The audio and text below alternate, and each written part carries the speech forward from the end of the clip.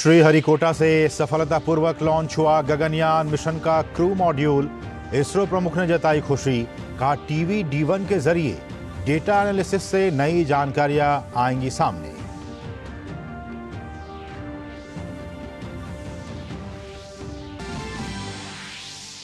Police स्मृति दिवस पर PM Modi ने बलिदानी पुलिसकर्मियों को दी श्रद्धांजलि, कहा वीरता की सच्ची भावना का प्रतीक है उनकी प्रतिबद्धता। गृह मंत्री अमित शाह ने कहा सजग पुलिस तंत्र के बिना सुरक्षित नहीं है देश की सीमा और आंतरिक सुरक्षा।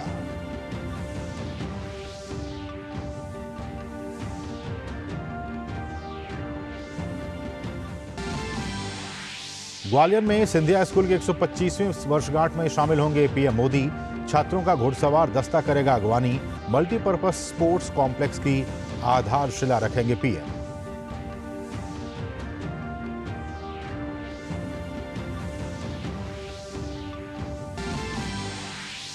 इजरायल हमास संघर्ष के बीच अब से थोड़ी देर बाद खुल जाएगा Rafa crossing.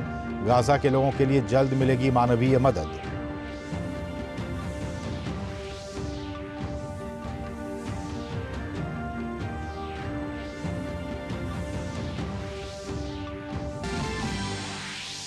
Cricket world cup में आज खेले जाएंगे 2 मुकाबले। श्रीलंका नीदरलैंड के अलावा इंग्लैंड दक्षिण अफ्रीका की होगी भिड़ंत।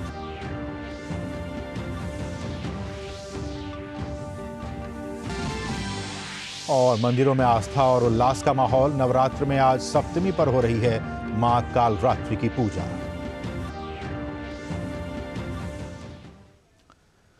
नमस्कार, डीडी न्यूज में आप सभी का बहुत बहुत स्वागत है। मैं हूं असीम मिश्रा और आज का दिन और आज की तारीख एक बार फिर से हमारे स्पेस सेक्टर में अंतरिक्ष क्षेत्र की ताकत के लिए याद किया गया। आज इसरो ने चंद्रयान और सूर्ययान के बाद श्रीहरिकोटा से गगनयान के टेस्ट व्हीकल क्रू मॉड्यूल की सफलतापूर्वक लॉन्चिंग की। सुबह 10 बजे क्रू मॉड्यूल को लेकर रॉकेट 16.5 किलोमीटर ऊपर गया और फिर बंगाल की खाड़ी में लैंड किया। इस तरह भारतीय अंतरिक्ष अनुसंधान संगठन यानी इसरो ने गगनयान मिशन के लिए मानव रहित उड़ान परीक्षण कर लिया है। इस मिशन का मकसद यान को अलग करने की विभिन्न प्रणालियों सहित यान के उप प्रणालियों और चालक दल के बच निकलने की प्रणाली की पड़ताल और प्रदर्शन करना है। हालांकि मिशन के टेस्ट व्हीकल की आज लॉन्चिंग को पहले सुबह तकनीकी कारणों की वजह से टाल दिया गया था, लेकिन जल्द ही इसे ठीक कर लिया गया और सुबह 10 बजे इसरो ने नया इतिहास रच दिया। I'm very happy to announce the successful accomplishment of the TVD1 mission.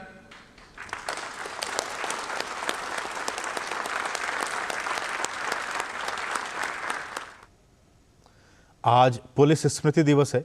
PM Modi ने सोशल मीडिया साइट एक्स पर अपने पुलिस कर्मियों के अथक समर्पण की सराहना की और कहा कि वे चुनौतियों के माध्यम से नागरिकों का मार्गदर्शन करते हैं और सुरक्षा सुनिश्चित करते हैं।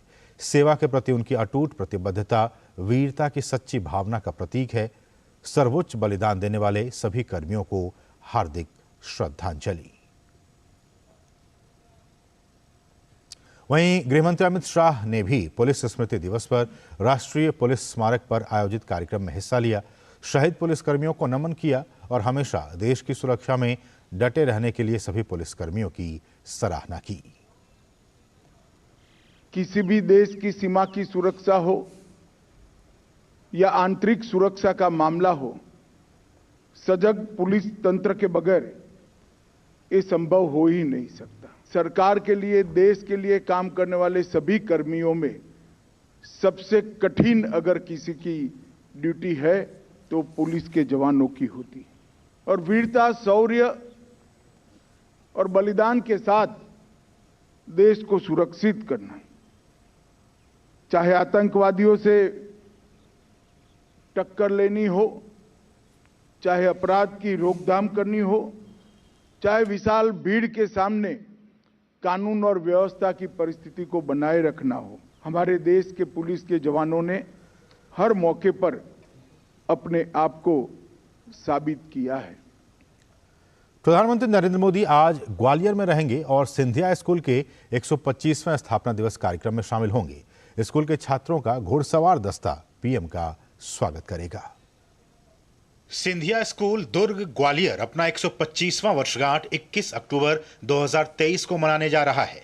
इस मौके पर प्रधानमंत्री नरेंद्र मोदी मुख्य अतिथि होंगे। साथ ही मध्य प्रदेश के राज्यपाल मंगू भाई पटेल, मुख्यमंत्री शिवराज सिंह चौहान, केंद्रीय नागरिक उड्डयन और इस्पात मंत्री ज्योतिरादित्य सिंधिया, कृषि मंत्री नरेंद्र सिंह तोमर भी मौजूद रहेंगे।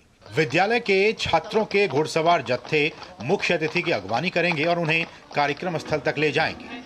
विद्यालय के ब्रास बैंड के बच्चों द्वारा जय हो ध्वनि के साथ उनका अभिवादन किया जाएगा। प्रधानमंत्री नरेंद्र मोदी विद्यालय में बनने वाले मल्टीपर्पज स्पोर्ट्स कॉम्प्लेक्स की भी आधारशिला रखेंगे और स्मृति स्वरूप वृक्षारोपण भी करेंगे।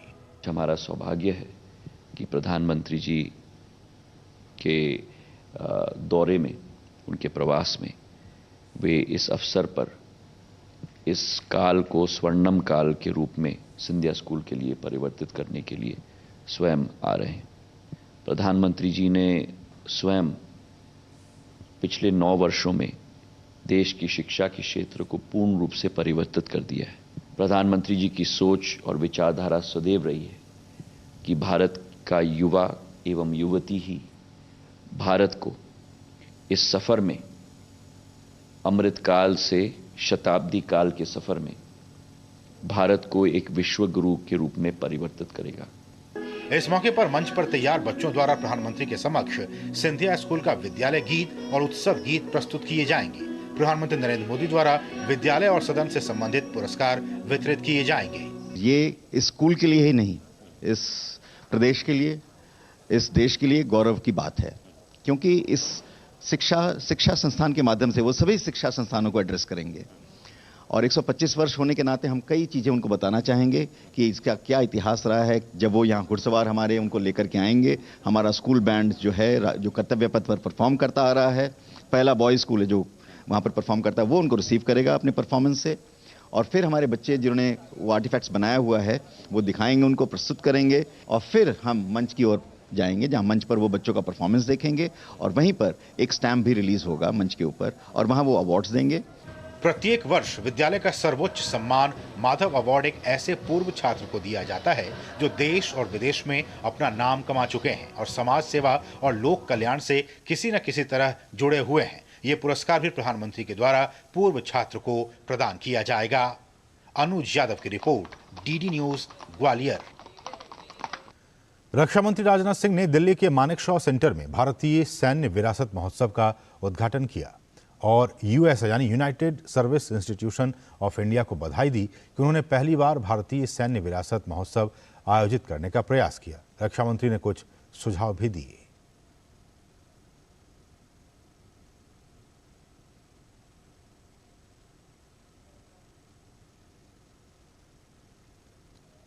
भाजपा के राष्ट्रीय अध्यक्ष जेपी नड्डा कोलकाता पहुंचे।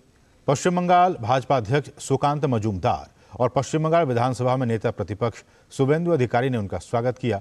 जेपी नड्डा आज कोलकाता में दुर्गा पूजा में शामिल होंगे।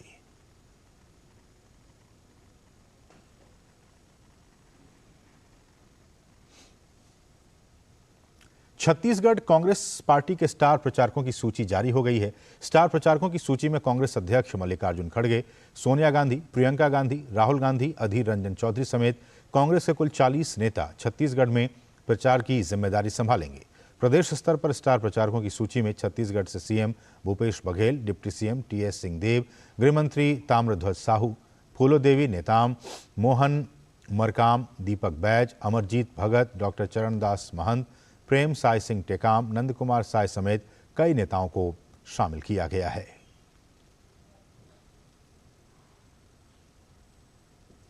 रुकेंगे छोटे से ब्रेक के लिए, आप देखते रहिए डीडी न्यूज। हो बिजनेस बढ़ाना, गुड़िया को पढ़ाना या मिसेस के साथ वेकेशन, लो मुथूट फाइनेंस गोल्ड लोन, भरोसा इंडिया का। मुथूट फाइनेंस भारत का नंबर 1 सबसे भरोसेमंद financial services brand. Gold loan के लिए अभी कॉल करें 1-800-313-1212। और अब बात करेंगे पद्म पुरस्कारों की। डीडी न्यूज हर रविवार रात 9:30 बजे प्रसारित विशेष श्रृंखला हमारे पद्म के माध्यम से दर्शकों को इनकी प्रेरणादायक उपलब्धियों से रूबरू करा रहा है। आज हम आपको बता रहे हैं लद्दाख के सेरिंग नामग्याल के बारे में, जो अपनी काष्ठ नक्काशी से बेजान लकड़ी के टुकड़ों में भी जान भर देते हैं। ये पिछले 40 वर्षों से काष्ठ नक्काशी कला का संरक्षण कर रहे हैं।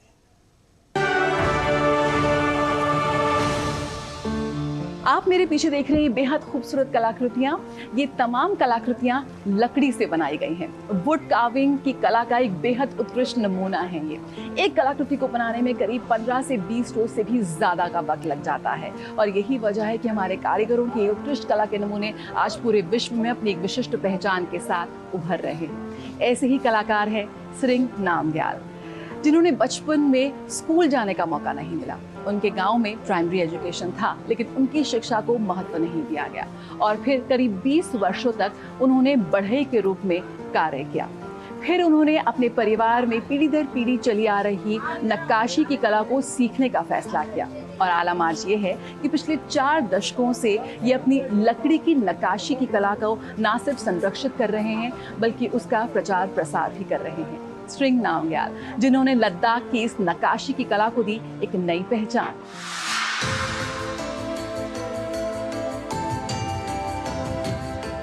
काष्ठ में उकेरी गई बारीक नक्काशी, रंग बिरंगी सुंदर और सजीव सी लगती कलाकृतियां लद्दाख के हिंजू गांव के सरिंग नामग्याल की मेहनत, कलात्मकता और भाव कला का समर्पण ही है जो इन बेजान लकड़ी के टुकड़ों में जान भर देता है।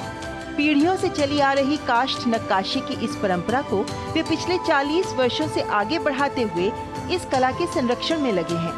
कला से प्रारंभिक परिचय परिजनों ने कराया, फिर काष्ठ कला के प्रसिद्ध उस्ताद सेरिंग स्तोब्दन से 5 साल तक कड़े प्रशिक्षण में इसकी बारीकियों को सीखा।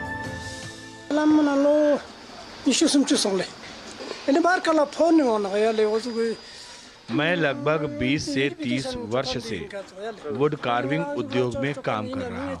गणतंत्र दिवस के पूर्व संध्या मुझे दिल्ली से एक फोन आया जिसमें बताया गया कि मेरा नाम पद्म पुरस्कार विजेताओं की सूची में शामिल है।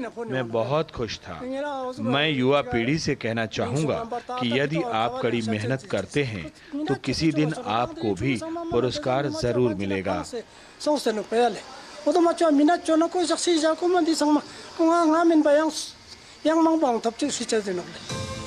नामग्याल ने लद्दाख के कई घरों और मठों में नक्काशी डिजाइनिंग का असाधारण कार्य किया। बौद्ध धर्म गुरु दलाई लामा के लिए बारीक नक्काशी वाली चाय की मेज बनाई, जिसे सोलचोक कहते हैं। लद्दाख के सबसे पुराने लामा युरु मठ में उपासना स्थलों पर भी उन्होंने काम किया। साथ ही सबसे बड़े मठ हेमिस, चिमड़े, माथो और सेरकारमो में महत्वपूर्ण कार्य किए। 4 साल से इनके साथ मेरा टोटल 7 साल से मैं ये काम कर रहा हूँ। कुछ सीखने को मिला, बहुत एक्सपीरियंस है इनके पास। वो फ़ोन आया दिल्ली से, तब मैं नहीं था, मैं घर गया था, तो मुझे न्यूज़ पे पता चला कि इनको पद्मश्री अवार्ड मिला है, तो बहुत खुश हुआ। बहुत अच्छा लगा सर, जिनसे मैं सीख रहा हूँ उसको पद्मश्री अवार्ड मिला तो बहुत बड़ी बात है। वुड कार्विंग थोड़ा फेमस हो गया हर जगह पे, पहले इतना फेमस हो गया है जब से इनको पद्मश्री अवार्ड मिला है। नामग्याल ने काष्ठ नक्काशी की पारंपरिक और आधुनिक शैलियों के मिश्रण में विशेषज्ञता प्राप्त की। वे इस कला के प्रचार के लिए रेडियो, टीवी से लेकर सेमिनार, व्याख्यान और कई शिल्प मेलों में लगातार सक्रिय रहते हैं और आने वाली पीढ़ी तक इस कला को पहुंचाने के लिए काफी लंबे समय से युवाओं को प्रशिक्षण देकर स्वरोजगार के अवसर दे रहे हैं। काष्ठ शिल्प में विशिष्ट योगदान के लिए सरिंग नामग्याल को पद्मश्री से सम्मानित किए जाने पर हार्दिक शुभकामनाएं। नवरात्र के इस दिन के उत्सव में दुर्गा मां के जयकारे गूंज रहे हैं। मंदिरों में विशेष पूजा अर्चना हो रही है। आज दुर्गा सप्तमी है। आज के दिन मां के 7वें स्वरूप कालरात्रि की पूजा होती है। दिल्ली के झंडेवालान मंदिर में आज सुबह ही मां कालरात्रि की पूजा की गई।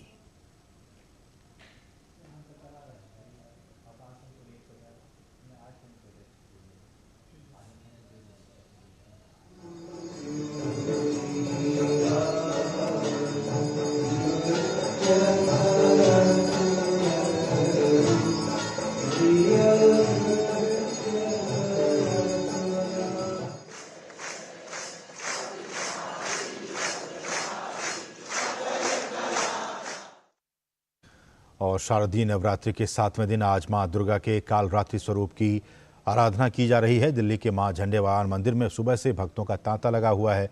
हमारी सहयोगी ने झंडेवाहन मंदिर में भक्तों से बातचीत की। है यहाँ झंडेवाला देवी के मंदिर पे आप देख सकते हैं, ये देवी के हम दर्शन आपको करा रहे हैं यहाँ से, और यहाँ भक्तों का भी तांता लगा हुआ है माता रानी के दर्शन करने के लिए। भक्तों का तांता आप यहाँ पे देख सकते हैं। कैसा लग रहा है आपको, इतने दिन बाद माता रानी के दर्शन हो रहे हैं? नवरात्रि का आज 7वां दिन है। बहुत अच्छा लग रहा है यहाँ पे आके, और हम चाहते थे बहुत दिनों से यहाँ पे आने के लिए। हमारा विश्वास है, हम इससे जो भी मांगते हैं वो हमें मिल जाता है। माँ जगदम्बा काल रात्रि के रूप में आज इनका पूजन अर्चन किया गया है। माँ झंडे वाली सभी का मनोकामना को पूर्ण करने वाली है। आज के दिन जो भी भक्तजन इनका जो है मंत्र से, तप, यज्ञ, बल से जो है इनका ध्यान करता है, उनके मनोकामना पूर्ण हो जाती है। सुबह से यहाँ पर भक्तों का तांता लगा हुआ है। काफी लंबी लाइन है जो रोड के बाहर तक लगी हुई है, और आके ये सारे अपनी मनोकामनाएं लेकर माता के दर्शन कर रहे हैं। कैमरा पर्सन गौरव के साथ काजल साहू, डीडी न्यूज, दिल्ली। और पश्चिम बंगाल में दुर्गा पूजा का एक अलग ही महत्व है। पूरे शहर में चारों तरफ भव्य पंडाल, पूजा की पवित्रता, रंगों की छटा, तेजस्वी चेहरों वाली देवियां, सिंदूर खिला, धुनुची नाच जैसे नजारे आपको देखने को मिलते हैं। इसी पर आइए देखते हैं हमारी ये खास रिपोर्ट। या देवी सर्वभूतेषु छाया रूपेण संस्थिता नमस्तस्यै नमस्तस्यै नमस्तस्यै नमो नमः। बंगाल में दुर्गा पूजा यानी माँ दुर्गा की घर वापसी। बंगाल में यह माना जाता है कि देवी दुर्गा का कैलाश पर्वत से अपने माता पिता के घर तक अवतरण है। माँ दुर्गा और गणेश, कार्तिका, सरस्वती और लक्ष्मी की झांकी देवी की पूर्ण अभिव्यक्ति को उजागर करती है। माँ को बुराई पर अच्छाई की जीत और शांति के लिए यहाँ पूजा जाता है। नवरात्र यानी देवी के 9 दिनों में भक्तजन माँ की आराधना के साथ साथ माँ दुर्गा के लिए सजे पंडालों में माँ के दर्शनों को जाते हैं, जहाँ न केवल माँ की आराधना करते हैं बल्कि वहाँ पारंपरिक व्यंजनों का अपने प्रियजनों के साथ लुत्फ भी उठाते हैं। हिंदू धार्मिक ग्रंथों के अनुसार राक्षस दुर्गमासुर का संहार करने वाली देवी दुर्गा है। दुर्गा का अर्थ दुर्गंबी है, जिसे केवल आध्यात्मिकता के माध्यम से ही पाया जा सकता है। एक और मान्यता है कि प्राचीन राजाओं द्वारा अपने किलों के रक्षक या शत्रु के दुर्ग रूप में दुर्गा की पूजा की जाती थी। 17वीं और 18वीं शताब्दी में दुर्गा पूजा को पश्चिम बंगाल के कुलीनों या जमींदारों का पारिवारिक त्योहार माना जाता था। लेकिन अब दुर्गा पूजा को न केवल देश बल्कि दुनिया भर में पारंपरिक विरासत के त्योहार के रूप में मनाया जाता है। पश्चिम बंगाल के हुगली में गुप्तीपारा में सामुदायिक पूजा भी उसी समय शुरू हुई। यहाँ तक कि इस भव्य उत्सव को आयोजित करने के लिए धन इकट्ठा करने की पारंपरिक दान पद्धति भी तभी से शुरू हुई। बंगाल में दुर्गा पूजा एक ऐसा पर्व है जो जाति और धर्म के विभाजन से परे है। वहाँ यह पर्व केवल और केवल आपसी मिलन और नारी शक्ति को समर्पित एक त्योहार है। दुर्गा पूजा एक ऐसा पर्व है जो कला और वास्तुकला को फलने फूलने के लिए एक मंच तैयार करता है। इस सांस्कृतिक उत्सव के दौरान छोटे और बड़े व्यवसाय, पर्यटन को भी फलने फूलने का मौका मिलता है। मान्यता है कि दशमी माँ दुर्गा के विसर्जन का दिन है। जैसे ही बेटी अपने ससुराल वापस जाने के लिए तैयार होती है, सिंदूर में सराबोर चेहरे बुराई पर खुशी की जीत का संकेत देते हैं। माँ के भक्त अपनी माँ को दुर्गेति नाशिनी यानी परम समस्या समाधानकर्ता के रूप में पूजते हैं और माँ को बेटी की तरह बड़े भाव से गाजे बाजे के साथ विदा करते हैं।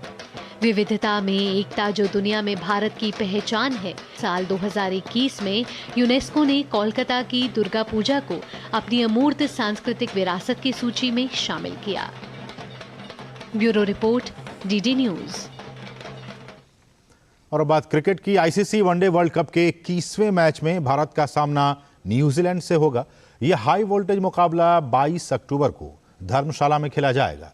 टीम इंडिया अपने सभी 4 मैचों में जीत के साथ अंक तालिका में दूसरे स्थान पर है, जबकि 4 मैचों में जीत के साथ न्यूजीलैंड भी बेहतर नेट रन रेट के आधार पर टॉप पर है। अब तक दोनों ही टीमों के बीच कुल 116 वनडे मैच खेले जा चुके हैं, जिसमें से 50 मैच न्यूजीलैंड ने जीते हैं और 58 मैच भारत ने अपने नाम किए हैं। इनके अलावा 7 मैचों का कोई नतीजा नहीं निकल सका और एक मुकाबला टाई रहा। वहीं वनडे विश्व कप में न्यूजीलैंड ने भारत के खिलाफ 5 मैच जीते हैं और 3 मैच में शिकस्त झेली है। हमारे सहयोगी धर्मशाला में मौजूद हैं अनिल थॉमस, उनसे जानकारी लेते हैं। Anil, good morning. और सबसे पहले तो यही, कल का जो हाई वोल्टेज मैच होने वाला है, अभी तक अगर आईसीसी वर्ल्ड कप में जो डेटा हमारे पास आए हैं, कहीं ना कहीं न्यूजीलैंड की टीम भारी पड़ी है इंडिया की टीम पर। कैसे देखते हैं कल के मुकाबले को? गुड मॉर्निंग असीम, बिल्कुल सही कहा आपने। लगभग 20 साल से 2003 में आखिरी बार आईसीसी प्रतियोगिता में भारत ने न्यूजीलैंड को हराया था, तो लगभग 20 साल का इंतज़ार है भारत का न्यूजीलैंड को हराने के लिए, और दोनों ही टीमें टॉप फॉर्म में इस प्रतियोगिता में। और भारत यही सोचेगा अष्टमी के दिन भारत न्यूजीलैंड पर धर्मशाला में विजय प्राप्त कर सके। जो दोनों ही टीमों के फॉर्म है, मैं कहूँगा कोई चूज़ करने के लिए दोनों टीमों के बीच में डिफरेंस नहीं है। मैं कहूँगा भारतीय स्पिनर्स थोड़ा ज़्यादा हावी है, लेकिन ये भूलना नहीं होगा माइकल सैंडनर इस विश्व कप के सबसे टॉप गेंदबाज है 11 विकेट के साथ। तो ऐसे में कुलदीप और रविंद्र जडेजा जिस तरह से गेंदबाजी कर रहे हैं, और भारत कल हार्दिक पांड्या की जगह किसको लेकर मैदान में उतरता है, क्या शमी को लेकर, शमी के एक बॉलिंग ऑप्शन, या फिर अश्विन को एक बॉलिंग ऑप्शन के रूप में इस ट्रैक पर उतारेंगे, ये देखना रोचक होगा। लेकिन आपने बात बिल्कुल सही कही, आंकड़ों पर नजर डाले तो न्यूजीलैंड भारत पे पूरी तरह से हावी, और आईसीसी प्रतियोगिता में तो भारत का इंतजार लगभग 20 साल का है। तो कल शाम यही उम्मीद कर सकते हैं कि भारत जबरदस्त खेल का प्रदर्शन करेगा।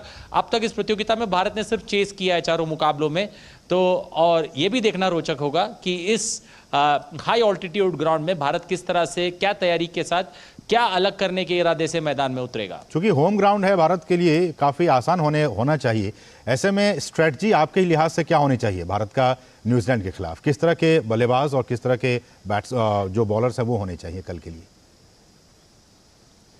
देखिए, मेरे हिसाब से हार्दिक पांड्या की जो कमी है उसको किस तरह से आप भरने की कोशिश कर रहे हैं। हार्दिक पांड्या की कमी आप बल्लेबाज के रूप में कोशिश कर रही है या गेंदबाज के रूप में? मेरे हिसाब से एक फोर्स चेंज है, एक चेंज शार्दुल ठाकुर का जो अब तक विश्व कप में प्रदर्शन है उसके मद्देनजर शार्दुल ठाकुर को ड्रॉप करने की ज़रूरत है, और हार्दिक पांड्या की जगह सूर्य कुमार यादव आ सकते हैं और शार्दुल ठाकुर की जगह मोहम्मद शामी आएंगे, क्योंकि ये जो विकेट है हाई ऑल्टीट्यूड विकेट होने के कारण इसमें पेसर्स के लिए इस विकेट में ज़रूर मदद रहती है। और मैं कहूँगा दोनों ही टीमों के पास पेसर्स है, लेकिन भारत यही उम्मीद करेगा कि शमी के तजुर्बे का भारत यहाँ पूरा फायदा उठाने की कोशिश करेगा।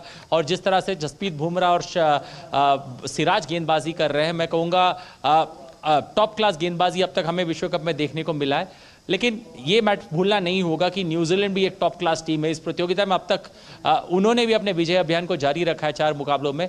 लेकिन कल एक बात स्पष्ट जरूर हो जाएगी कि दूध का दूध पानी का पानी इन दोनों ही टीमों के बीच में, क्योंकि 4 जीत दोनों ही टीमों के पास है। कल एक टीम जरूर मायूस होगी। हमें उम्मीद यही करना होगा कि न्यूजीलैंड की टीम, यहाँ धर्मशाला में उनका स्टे और है, इसके बाद उनके पास एक और मुकाबला यहाँ खेलना है, तो उम्मीद यही करेंगे कि पहले मुकाबले में वो हार झेल ले और फिर बाउंस बैक करने की कोशिश करे।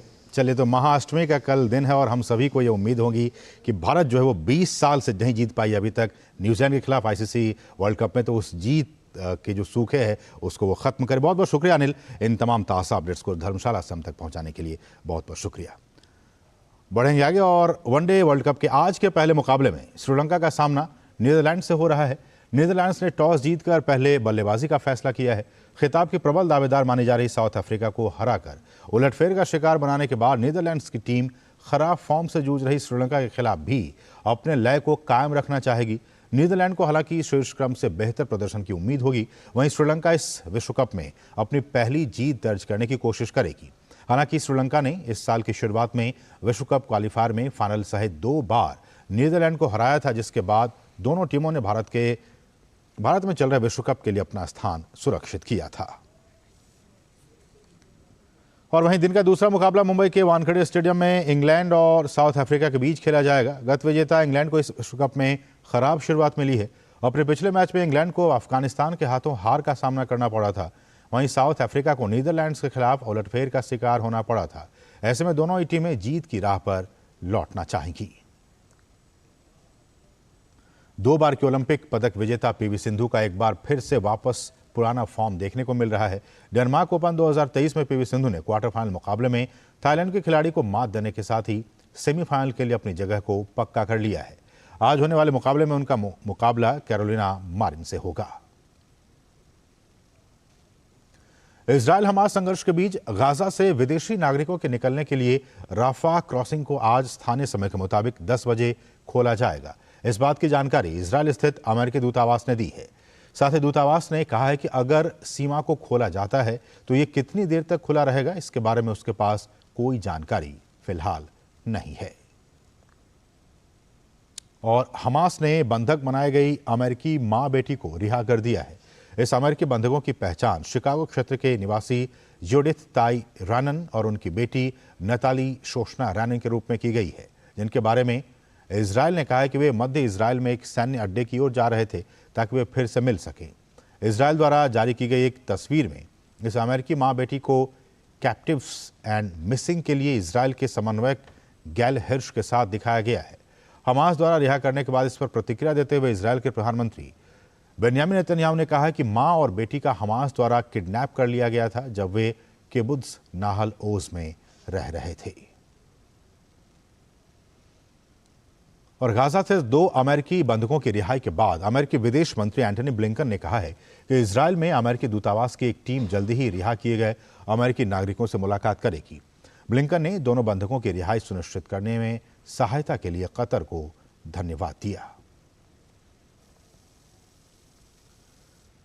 लेबनान में इजरायल की तरफ से हो रही सीमा पार से गोलाबारी के कारण कई लोग शरण लेने को मजबूर हो रहे हैं। सीमा से सटे धारिया के लोग टायर शहर में शरण ले रहे हैं। स्थानीय लोगों के मुताबिक इजरायल की तरफ से हुई गोलीबारी में 20 से 25 मकान तबाह हो गए। इजरायल ने कल अपने उत्तरी सीमा पर स्थित किरियत शमोना शहर के 20,000 से ज्यादा लोगों को शहर खाली करने का आदेश दिया था। लेबनान इजरायल सीमा के दोनों तरफ स्थानीय प्रशासन को शरणार्थियों की बढ़ती संख्या के कारण उनके रहने के लिए जद्दोजहद करनी पड़ रही है। पाकिस्तान के पूर्व प्रधानमंत्री नवाज शरीफ आज 4 साल बाद स्वदेश लौट सकते हैं। 2 दिन पहले ही इस्लामाबाद हाईकोर्ट ने नवाज शरीफ की पाकिस्तान वापसी का रास्ता साफ कर दिया था। कोर्ट ने पूर्व पीएम को भ्रष्टाचार के 2 मामलों में सुरक्षात्मक जमानत दी है। एक अन्य कोर्ट ने तोशाखाना वाहन मामले में उनके खिलाफ गिरफ्तारी वारंट निलंबित कर दिया है। नवाज शरीफ ने साल 2019 में जमानत पर छूटने के बाद पाकिस्तान छोड़ दिया था। स्थानीय मीडिया के मुताबिक नवाज शरीफ आज लाहौर में एक बड़ी जनसभा को भी संबोधित कर सकते हैं।